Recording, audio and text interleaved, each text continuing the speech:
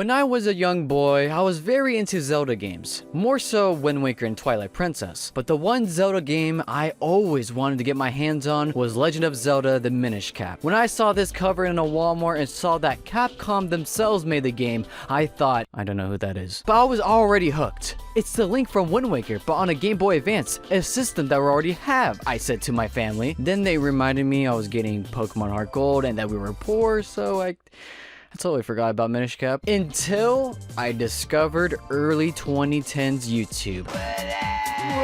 And started watching a few YouTubers here and there. People like Solely Pones, Munching Orange, Johnny Awesome, and finally the key factor to this whole equation, Zelda Master.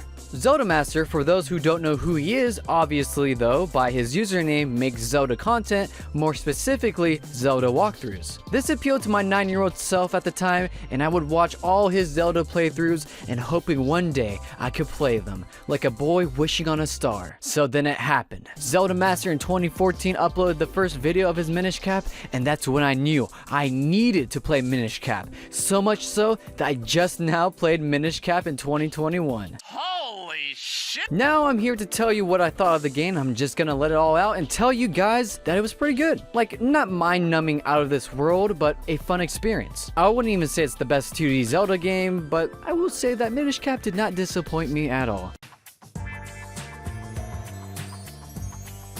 Shigeru Miyamoto and Eiji Aonuma, the producer of Legend of Zelda, told fans that a GBA Legend of Zelda was underway, and then it was later announced that Capcom, who previously worked on Zelda games such as Oracle of Ages, Oracle of Seasons, and Four Sword Adventures, would make this new game called Minish Cap in E3 2004. And this year you'll see Donkey Kong Country 2, F-Zero 2, The Legend of Zelda, Mario Advance, Mario Party, and Mario Pinball, all coming to Game Boy Advance. No fucking way. In a 2004 developer interview, Eiji Aonuma and Hidemaru Fujibayashi stated that, with Minish Cap, we started off by asking, how can we make this feel like a Capcom game? Our answer was to feature Capcom's talent for beautiful, exquisite 2D graphics. And as we all know, Capcom makes some beautiful sprites, and by just looking at the gameplay, you can see Capcom's sprite work flourishing and matches very well with the Wind Waker art style. Unfortunately, this would be Capcom's last work on the Zelda franchise. So, let's see how their final Zelda project went.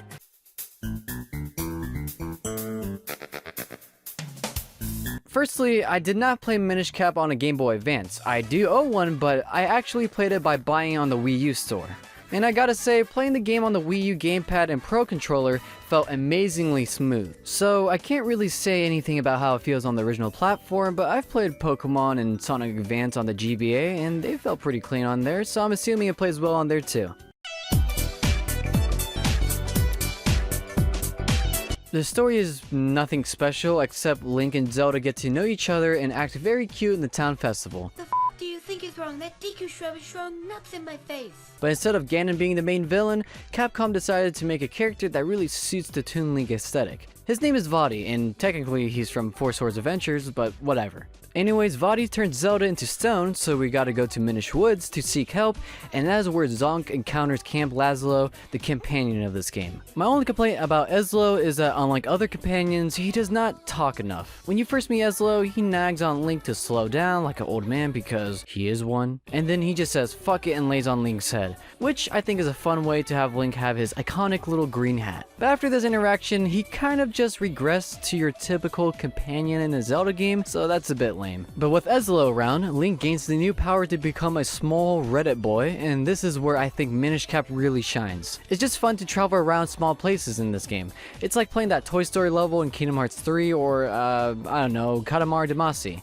It's just fun to be right next to a shoe or something and be like, wow, I'm very small. I don't know, I think it's neat.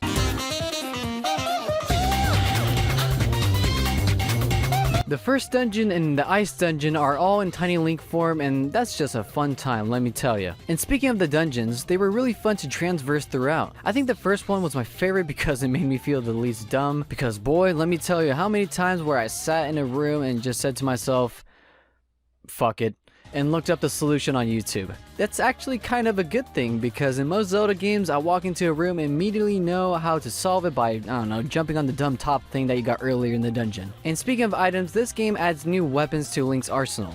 those being the Gust Jar, Mole Mittens, Cane Apache, and Rock's Cape. Mole Mittens being my least favorite one because it's just you digging up dirt and that's just really boring. The Gust Jar is just fun to fling yourself across spaces and try to stun enemies. Cane Apache is another cool one. You throw magic into holes and you do cool spins from it, and you know what? It's cleverly used in dungeons, so I fucks with it. But by far my favorite new item in this game has to be Rock's Cape. It's like Rock's Feather from Link's Awakening, but way cooler. You can jump even higher and glide. They somehow made it really smooth to control and fun to use, so points for Capcom. Didn't know when this became a competition, I'm rambling on. With most of the items, however, it's satisfying to obtain them and go into the open world and realize that that thing you couldn't interact earlier, you can now because of the new item, and you get a heart piece, and it's really fun, and it's a Zelda game, baby!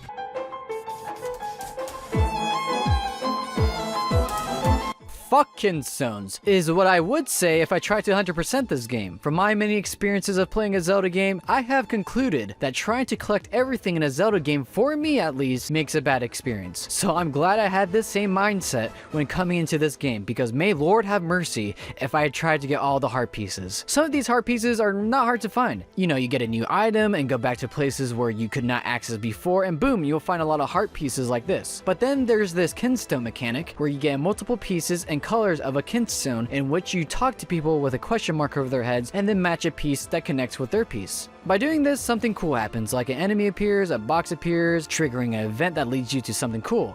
And this cool thing is usually a heart piece. Now you may be thinking, well, that ain't so bad. Well, think of this. You first have to find kinstone pieces, which can be random or in designated places. Then you have to find the exact person who triggers an event. Then you have to go to said trigger event, then grab your heart piece. I should add that from what I can tell, some of these events are random. Like sometimes you can exchange a kinstone and sometimes you cannot. They did this because it's on a Game Boy Advance and Capcom expected you to play this game on and off, but even then it's pretty obnoxious. And I also played this on a Wii U, so you know, not the greatest time for me. But exploring this game is still really fun. Finding a heart puzzle is as rewarding and lovely to find in any other Zelda game, and you can find these masters that teach Link cool moves. My favorite being the infinite spin, which you can totally just cheese the game with.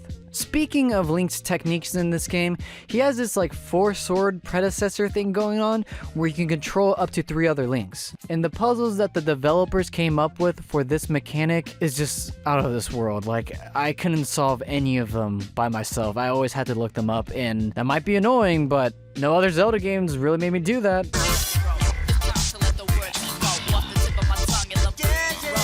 The whole final dungeon is very fun to traverse through and actually has some cool mini bosses. But after that, you finally reach Vaati and he spews some generic villain dialogue and gets into his 3 phases boss fight. My favorite being the one where it makes Link go between normal and small size to fight the boss. I was actually impressed by how fun it was to fight Vaati. It's nothing out of this world, heck, it's not even like the best Zelda boss ever, but it's surprisingly fun.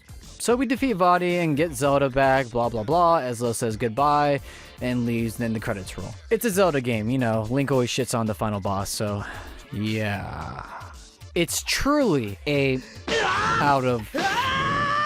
There's probably other stuff I miss. I mean, there's like a trophy thing going on, but I didn't want to sit there and press the A button 20 times, so I didn't really do anything about it. So I want to make other videos, so this video's ending. Bye-bye. This ending might feel rushed, but who cares? Haha.